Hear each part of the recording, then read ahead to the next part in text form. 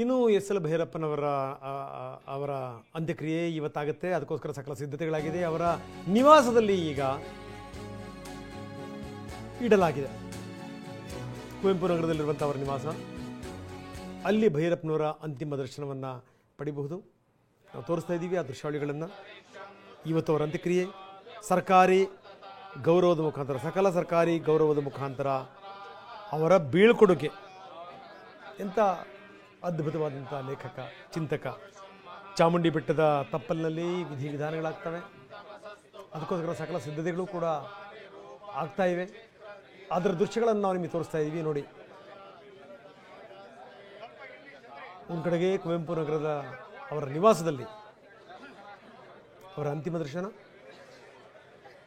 ಇನ್ನೊಂದು ಕಡೆಗೆ ಚಾಮುಂಡಿ ಬೆಟ್ಟಲಿನ ತಪ್ಪಲಿನಲ್ಲಿ, ಚಾಮುಂಡಿ ಬೆಟ್ಟದ ತಪ್ಪಲಿನಲ್ಲಿ ಅದರ ವಿಧಿವಿಧಾನಗಳು, ಅಂತ್ಯಕ್ರಿಯೆಗೆ ಸಿದ್ಧತೆಗಳಾಗಿರುವಂಥದ್ದು, ಆ ದೃಶ್ಯಗಳನ್ನು ಕೂಡ ನಾವಿಲ್ಲಿ ತೋರಿಸ್ತಾ ಇದ್ದೀವಿ.